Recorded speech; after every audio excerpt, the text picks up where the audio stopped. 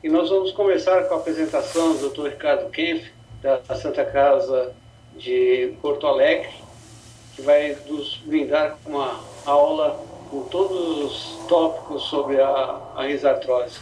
E, posteriormente, nós vamos estar abertos a perguntas e respostas, podendo estar esclarecendo qualquer questão que vocês tenham sobre o assunto. Então, a partir de agora, eu vou passar a palavra para o Dr. Ricardo, para podemos fazer a primeira parte dessa apresentação. Boa noite a todos. Então, queria agradecer ao Dr. Ivan a oportunidade, e assim como toda a SBOT, a oportunidade de estar conversando, discutindo dúvidas e falando um pouquinho mais sobre esse tópico, esse tema muito interessante da ortopedia, da traumatologia e da própria cirurgia de mão, que é a risartrose. Como ele falou, meu nome é Ricardo, sou ortopedista, traumatologista e cirurgião de mão de Porto Alegre. E vou conversar um pouquinho, principalmente vou instigar um pouco as perguntas e as curiosidades e o tipo de tratamento, vários tópicos sobre essa patologia muito comum na ortopedia, muito comum no nosso consultório, que é a risartrose.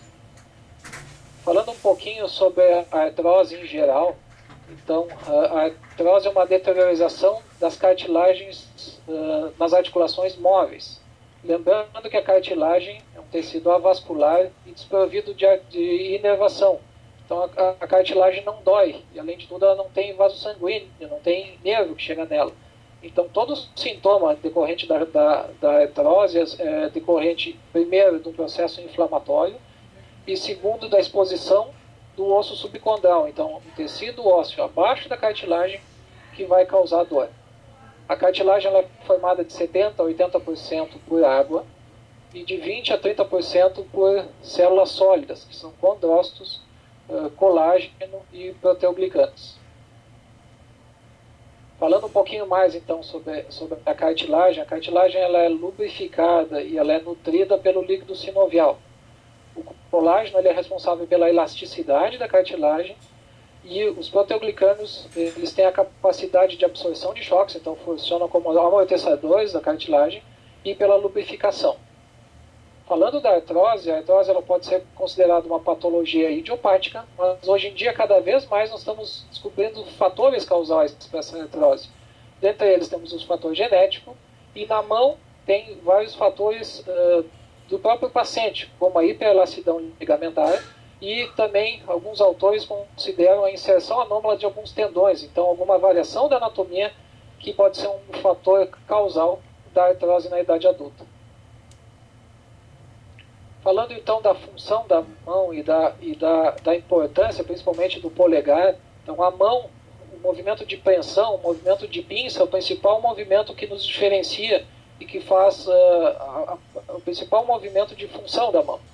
E para esse movimento de preensão, para essa pinça, é importante a oponência. Então, é fundamental que se faça a oponência do polegar, que se posicione o polegar contra os outros dedos. Então, se diz que o polegar é responsável por mais de 50% da função da mão. Então, perdendo-se a função do polegar, se perde quase na totalidade a função da mão. Risartrose é considerada a afecção degenerativa, então é a artrose da articulação entre o trapézio e o primeiro metacarpo. Então, existem várias articulações do corpo humano que podem ser afetadas com artrose, e quando a artrose atinge a base do polegar, a articulação entre o trapézio e o metacarpo, tem um nome especial que é chamada risartrose. E quando ocorre essa risartrose, tu tem uma incapacidade dessa oponência do polegar e uma incapacidade funcional, principalmente nesses movimentos de preensão e de pinça. Falando um pouquinho sobre a risartrose, se sabe que a incidência antes dos 65 anos, então os adultos jovens, tem uma incidência semelhante entre os homens e as mulheres. Porém, após os 65 anos, olhando os raios-x, 99% das mulheres terão alterações radiográficas e 78% dos homens terão essas alterações no raio-x. Só que desses, apenas 17% das mulheres vão ter sintomas e 9% dos homens. Então, é muito comum chegar no consultório pacientes já com vários exames mostrando risartrose, mas na verdade aquela risartrose, aquela alteração degenerativa é assintomática E nesse slide mostra que 99% das mulheres acima de 65 anos vão ter algum sinal de risartrose, só que uma porcentagem baixa vai ter sintoma da risartrose. Falando um pouquinho da anatomia da base do polegar, da anatomia entre o trapézio e o primeiro metacarpo, ela é uma anatomia bem particular.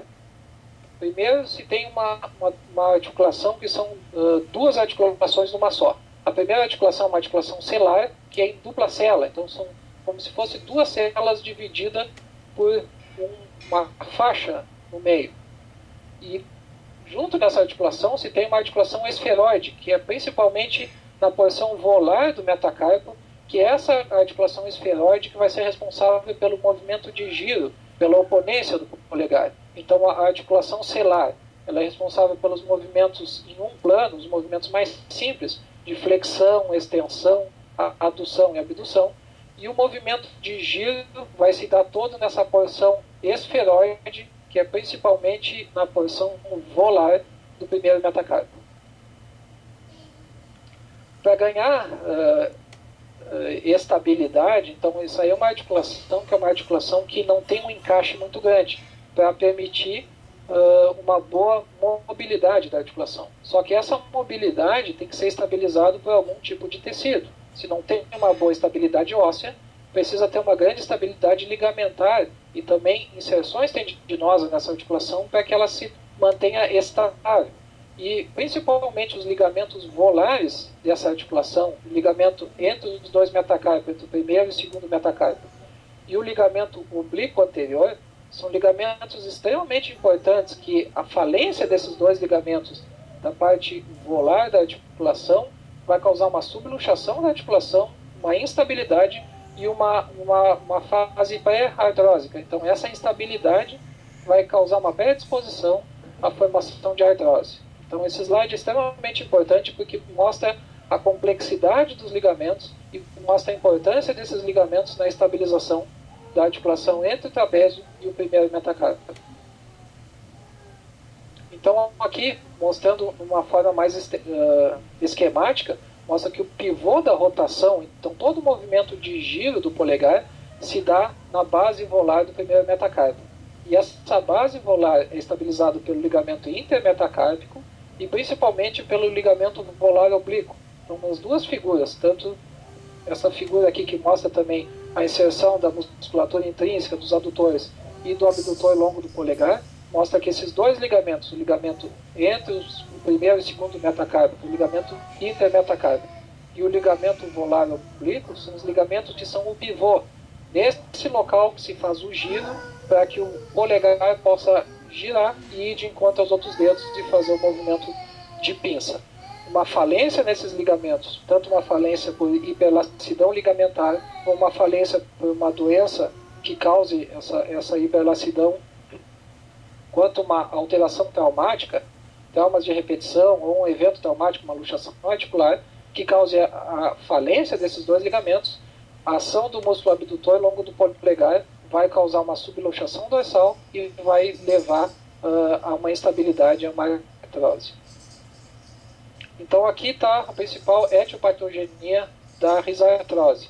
Então o movimento de pinça que causa uma força exagerada e uma hipermobilidade na articulação entre o trapézio e o metacarpo, com a falência desses ligamentos entre o primeiro e o segundo metacarpo e o ligamento volar oblíquo, causando uma instabilidade articular e levando a um desgaste da cartilagem.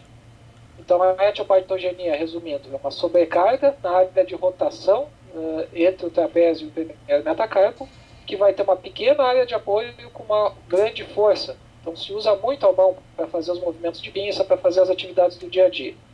Quanto maior a mobilidade, maior vai ser a instabilidade dessa articulação. Então, e principalmente isso, associado à frouxidão ligamentar, que pode ser de causa hormonal nas mulheres, ou de causa genética, de ser uma característica da família, vai levar vai causar artrose. Isso aí também pode ser por sequela traumática. Como é que se faz o diagnóstico da risartrose? O diagnóstico é eminentemente clínico, então é examinando o paciente. Pacientes vão ter sintomas típicos de dor, esses movimentos de tensão, de pinça, e são sintomas progressivos, são sintomas que vão piorando a cada mês ou a cada inverno, cada época, determinada época do ano. Geralmente, mesmo que os raios-x mostrem as alterações bilaterais, geralmente a paciente vai ter mais dor de um lado. Então, geralmente os sintomas são unilaterais.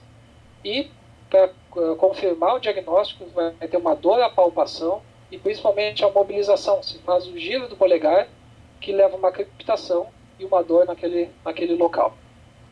Diagnóstico clínico também vamos observar a limitação da mobilidade. Então, esse polegar vai ter uma mobilidade bem restrita. Ele vai ter uma deformidade em adução do primeiro metacarpo com diminuição do primeiro espaço, do espaço entre o primeiro e o segundo metacarpo. Vai ter uma diminuição da força de pinça. Vai ter uma deformidade dorsal causada pela subluxação dorsal do primeiro metacarpo e uma hiperextensão compensatória da articulação metacarpo-falangiana. Então, conforme a articulação entre o trapézio e o metacarpo vai subluxando e diminuindo a sua mobilidade, a articulação entre o metacarpo e a falange tenta compensar essa adução e essa falta de mobilidade, levando a uma hiperextensão articular.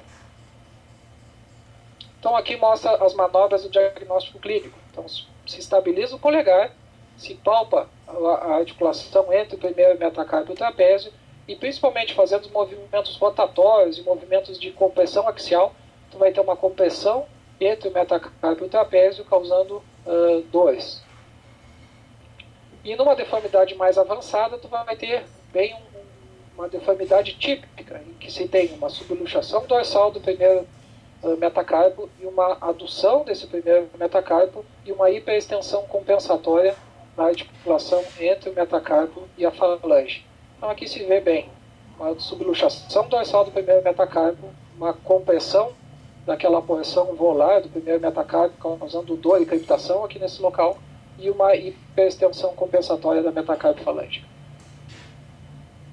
Como diagnóstico diferencial, temos todas as causas de dor nessa região radial da mão. Lembrar sempre da síndrome de De Quervain, a doença de De Quervain, então a compressão do primeiro compartimento extensor no punho, as artroses nas articulações satélites entre esse primeiro metacarpo e o trapézio, então a artrose entre o metacarpo e a falange, a artrose entre o escafóide, o trapézio e o trapezoide, então todas as outras artroses que podem acontecer e que não são tão comuns. E outras causas menos comuns, como a neurite do nervo radial, mas resumindo, todas as causas de dor do lado radial da mão, polegar em gatilho, síndrome do túnel do carpo, tudo isso deve ser pensado na hora do diagnóstico e principalmente lembrar daquilo, assim, se chega uma paciente com raio-x mostrando risartrose, não quer dizer que aquele local seja o local da dor do paciente. Examina o paciente e vê, porque muitas vezes esse ali pode ser um achado casual. O diagnóstico radiográfico, então a comprovação disso aí, vai ser através da radiografia, principalmente de perfil. O raio-x de perfil, que se vê os sesamoides sobrepostos, que é essa posição típica aqui, normalmente se faz na mão um raio-x AB oblíquo, só que precisamos um perfil do polegar. Com esse perfil do polegar se consegue ver toda a congruência articular e consegue ver se tem algum tipo de subluxação dorsal do primeiro metacarpo que vai levar à artrose. Através desse raio-x, principalmente do raio-x de perfil, que se fez a principal classificação para a risartrose, que é a classificação de Eaton-Littler. Essa classificação é uma classificação basicamente radiográfica. Ela não leva em consideração os sintomas do paciente. Estágio 1, raio-x está normal, e se tem uma instabilidade, uma possível subluxação. Então, geralmente são pacientes que têm algum sintoma, mas que o raio-x ainda está normal. Estágio 2, se tem um pensamento articular, só que pode-se ter uma leve esclerose, mas sempre com osteófitos menores do que 2 milímetros. No estágio 3, o tipo 3, se tem uma esclerose maior e já vai se ver alterações ósseas, como cistos subcondrais e osteófitos maiores do que 2 milímetros. E no estágio 4, que é o estágio mais avançado, se tem uma que a gente chama de panartrose, que é uma artrose da trapézio metacarpiana associada à artrose das outras articulações satélites, como a escáfo trapézio trapezoide e a metacarpo falangiana. Então aqui estão os quatro tipos da risartrose. Tipo 1, então lembrando sempre no raio-x de perfil, tipo 1, se tem um raio-x quase normal, então uma articulação normal e uma pequena subluxação desse primeiro metacarpo em relação ao trapézio. No tipo 2, já se observa essa subluxação, porém com uma diminuição do espaço articular, com uma leve esclerose, mas sem cistos e sem osteófitos. Tipo 3, já tem a subluxação, com uma esclerose mais pronunciada e cistos maiores do que 2 milímetros. Então esse é o tipo 3 e é o tipo mais comum que geralmente chega no nosso consultório. E o tipo 4, uma banartrose, que já tem uma completa destruição da articulação entre o trapézio e o metacarpo e tem alterações entre o escafóide, o trapézio e o trapezoide e alterações já degenerativas também na metacarpofalangeana. Isso aqui são exames quando se tem acesso a exames dinâmicos, então isso aqui mostra uma hiperlacidão, uma subluxação. Isso aqui é uma imagem de intensificador de imagem, mostrando que o ligamento entre os dois metacarpos, nesse caso, está falindo, está com uma hiperlacidão. Então esse aqui é um paciente que vai ter sintoma e geralmente um raio-x estático vai mostrar uma radiografia normal. Outros exames de imagem, outros diagnósticos de imagem. Isso é bem comum chegar no nosso consultório um paciente com uma pilha de exames, com ressonância, com tomografia, com cintilografia. Para a risartrose, para a simples risartrose, não precisa outro diagnóstico, além do diagnóstico clínico e o diagnóstico pelo raio-x.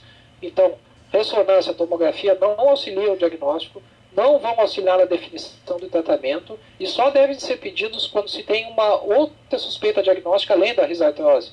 Então, uma outra causa que pode levar essa artrose, ou algum tipo de tumor, ou algum tipo de compressão nervosa ou vascular, ou uma artrose, uma simples degeneração da articulação, deve ser tratada com exame clínico e com um exame radiográfico com raio-x simples. Partindo para o tratamento. Então, lembrar que a grande maioria dos pacientes são assintomáticos, é um achado casual que não tem sintoma e não precisa nenhum tratamento. Após isso, os pacientes que têm o primeiro sintoma, o tratamento é primordialmente conservador. Então, nunca se faz o primeiro tratamento de saída cirúrgico. Sempre começar com um tratamento mais simples. Lembrar que não há uma correlação direta clínico-radiográfica. O que isso aqui quer dizer? Que muitas vezes o raio-x está feio, mas a paciente consegue usar essa mão, consegue fazer as atividades do dia a dia sem ter sintoma. Então, muitas vezes o raio-x está no estágio 3 para 4, mas a clínica está no estágio de 1 para 2. Então, esse paciente pode ser tratado de maneira conservadora. A grande maioria dos pacientes evoluem para melhora e lembrar que os sintomas são intermitentes. Então, eles têm umas crises de dor. Principalmente aqui nos estados mais do sul, onde a gente tem um inverno mais pronunciado, tem uma estação de chuvas também. Então, geralmente, o clima mais úmido, o clima mais frio, essas doenças degenerativas dão mais sintomas. E lembrar que na hora que aquecer, na hora que chegar o verão, muitas vezes esses sintomas melhoram. Então, o nosso objetivo é tirar a paciente da crise e não operar logo de saída.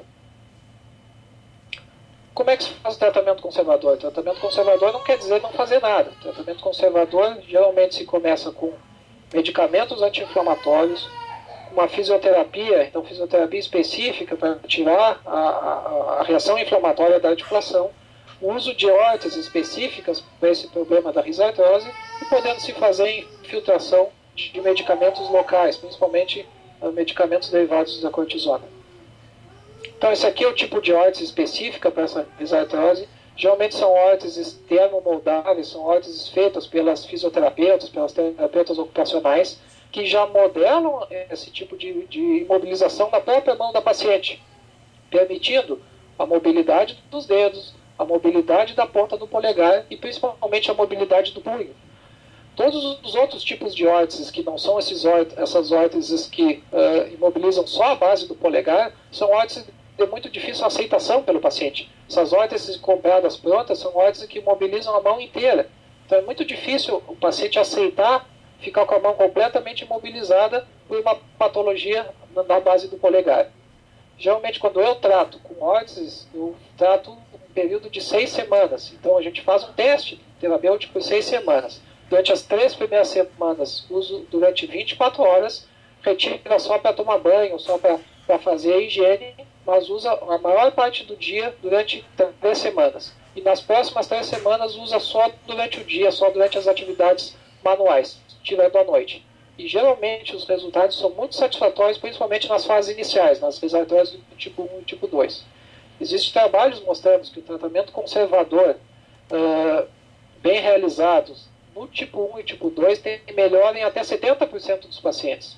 E nos tipos mais avançados, tem melhora de 40% a 50% dos pacientes.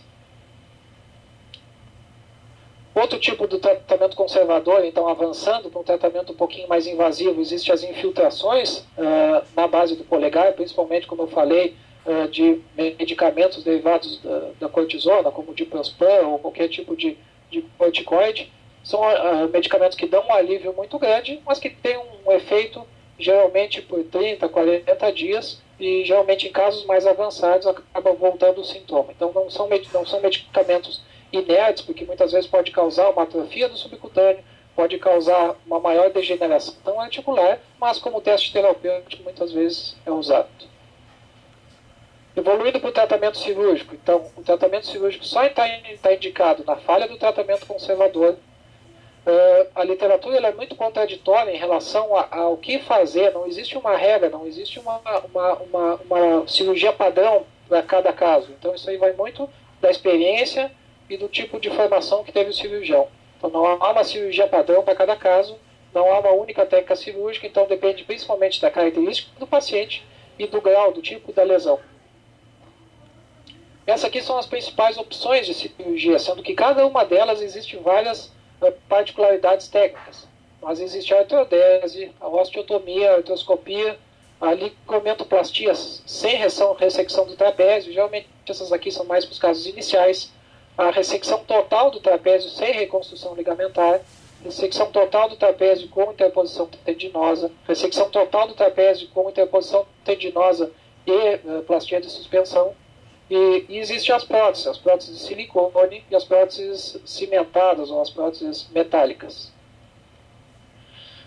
As indicações clássicas, então, o que a gente vê nos livros textos de ortopedia, nos livros textos clássicos? A osteotomia se faz principalmente em paciente jovem e nos casos iniciais, no tipo 1 e no tipo 2. Então, uma paciente que tem uma hiperlacidão ligamentar, que não funcionou com o tratamento conservador e que não tem uma degeneração muito grande, pode ser um caso de osteotomia. A artrodese se faz mais nos pacientes que necessitam força, então pacientes jovens que precisam voltar para o trabalho braçal, pode ser indicada a artrodese. Alguns artigos mostraram uma falha de consolidação, principalmente quando se usa só fio de Kirchner, de até 50%. Então lembrar que essa artrodese não é uma artrodese fácil de fazer tecnicamente. A artroscopia, hoje em dia já está se evoluindo um pouquinho para utilizar a artroscopia nos estágios iniciais, principalmente em pacientes que têm hiperlacidão ligamentar. Então, estágios 1 e 2, em pacientes com ligamentos muito soltos, pode ser feita uma limpeza articular e um retencionamento ligamentar através da artroscopia. E existem as técnicas mais clássicas, que é a ressecção total do trapézio e a plastia de suspensão, que eu vou mostrar mais ou menos as técnicas, que geralmente é para os estágios mais avançados, 3 e 4. E as próteses são geralmente para pacientes idosos, mas não são muito realizadas aqui no Brasil.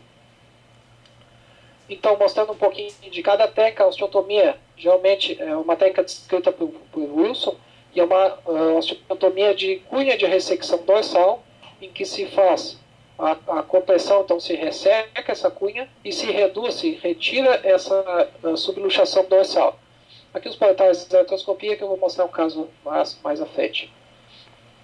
Aqui mostrando então a evolução de todos os aparelhos, de todas as óticas utilizadas na artroscopia, na ortopedia. Então a ótica de joelho, ombro e cotovelo é uma ótica que tem o diâmetro de 4,5 milímetros. Essa aqui é a ótica que a gente usa para artroscopia de punho, que é de 2,5 milímetros. E essa aqui é a ótica que se usa para a mão, então para a base do polegar, para a articulação metacarpofalangana, que é de 1,9 milímetros.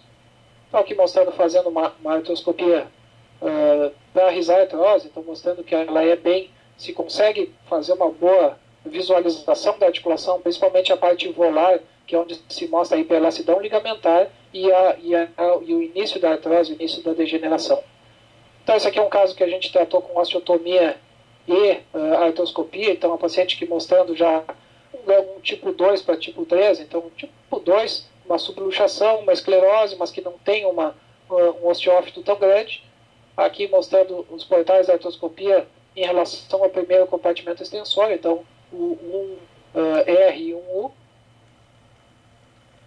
Aqui depois da artroscopia se faz a osteotomia, então 1 centímetro da linha articular, se faz uma osteotomia em 30 graus, então se resseca essa cunha de adição sem penetrar na cortical volar, e se faz a fixação com fio de Kirchner, então já se vê no pós-operatório imediato uma boa centralização, uma redução daquela subluxação articular, e aqui a paciente com 6 meses de pós-operatório, mostrando a incisão onde é feita a osteotomia, e a mobilidade, principalmente a melhora dos sintomas.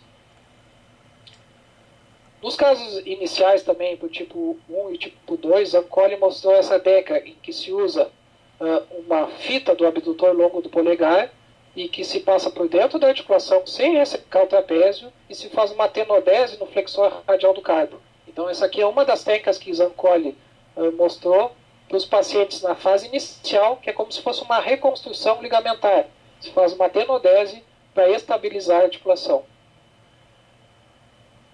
As outras técnicas avançando já, quando se tem uma destruição articular, tem a simples ressecção do trapézio, que proporciona o alívio da dor. É uma cirurgia simples tecnicamente, porém não evita a migração proximal do metacarpo, nem a deformidade em adução do primeiro meta. Então, sempre que se resseca o trapézio sem uma estabilização ligamentar, se tem o risco de uma migração proximal, de uma diminuição da altura do polegar, então esse polegar fica mais curto, e de uma possibilidade de impacto entre o escafoide e o primeiro metacarpo. Já a ressecção do trapézio com a plastia de suspensão, se tem o alívio da dor, ela é um pouquinho mais complicada tecnicamente, mas não é tão difícil assim. Ela evita a migração proximal do metacarpo, ela mantém o comprimento do polegar e ela aumenta a estabilidade, então não deixa a articulação tão solta, que isso aí ajuda na movimentação, na pinça do polegar. Essa estabilização, essa suspensoplastia, essa plastia de suspensão, pode ser feita com flexor radial do carpo, que foi a técnica descrita por Eaton ou por Burton, em que se resseca metade do flexor radial do carpo, se joga para a dorsal e se faz a estabilização da base do primeiro metacarpiano. Ou se pode ser feita a suspensoplastia de Thompson, em que se usa o abdutor, uma das fitas do abdutor longo do polegar. Esse desenho ele não é fidedigno com a anatomia, porque geralmente isso aqui já vem separado em 2 ou 3 fitas. Então se faz um túnel no primeiro metacarpo, se faz um túnel no segundo metacarpo e se sutura no extensor radial longo do carpo. Então se recria o ligamento intermetacárpico e se faz uma suspensão desse primeiro metacarpo. Essa aqui é a técnica que eu utilizo, que foi uma técnica muito semelhante à técnica descrita por Zancoli, em que se utiliza uma fita do abdutor longo do polegar e se faz uma tenodese. A única diferença é que Zancoli mostrou não ressecando o trapézio. Então eu resseco o trapézio, eu faço um túnel no metacarpo e faço uma tenodese no flexor radial do carpo. Isso aí facilita um pouquinho tecnicamente, porque não precisa de uma segunda incisão dorsal e não precisa de um segundo túnel no segundo metacarpo. Mas é um tipo de estabilização que eu estou tendo muito bons resultados com ela. Então, só que olhando na literatura, a literatura não mostra qualquer diferença clínica entre as técnicas de ressecar o trapézio e fazer uma plastia de suspensão ou somente ressecar o trapézio. Então, isso aí vai muito de médico para médico, de paciente para paciente, e a literatura não mostra qualquer vantagem em se fazer essa plastia de suspensão. Mas a gente acaba fazendo por medo, por temor de que daqui a pouco esse polegar vai encurtar e vai ter impacto contra o escafoide. Falando um pouquinho das outras técnicas, então, a técnica de prótese, principalmente a prótese de silicone, ela está abandonada porque a grande maioria dos casos evoluíam para sinovite, para falha do implante, e as próteses metálicas elas têm indicações específicas, principalmente para idosos que já querem uma mobilização imediata, que não querem ficar imobilizados por muito tempo. Só que tem um alto custo e não tem grandes vantagens funcionais. Então, essa prótese não vai ter um resultado muito melhor do que uma ressecção do trapézio e uma plastia de suspensão. Então, aqui 2 casos de próteses, aqui a prótese de Swanson, a prótese de silicone, mostrando que a grande maioria deles acabava colabando, subluxando e causando uma sinovite reacional. E aqui a prótese metálica cimentada, que são próteses muito mostradas em congresso, muito pela parte do comércio, tentam reavivar essas próteses, mas que até hoje assim, não mostraram uma grande vantagem em relação às outras técnicas utilizadas. Quanto à hiperextensão compensatória da metacarpo falangiana, muitas vezes ela tem que ser tratada, porque senão pode ser causa, tu trata a risartrose, tu deixa essa deformidade na metacarpo falangiana e ali pode ser o local da dor. Então, geralmente, quando se tem uma hiperextensão de até 10 graus, não se trata. Quando se tem de 10 a 20 graus, se pode fazer uma fixação percutânea com fio de Kirchner. Acima de 20 graus, se faz uma capsulodese volar. E quando já é uma hiperextensão exagerada, alguns autores consideram 40 graus, 50 graus, pode pensar numa artrodese entre a metacarpo e a falange. Então aqui um caso de uma paciente com uma risartrose grave, com uma grave hiperextensão e uma adução do polegar, junto com o tratamento da risartrose se faz a artrodese metacarpo falangiana, mostrando o bom posicionamento do polegar no pós-operatório. E lembrar sempre de algumas complicações. Por que as cirurgias podem não dar certo? Primeiro, colapso do polegar. Então, essa migração proximal do polegar às vezes pode causar sintoma.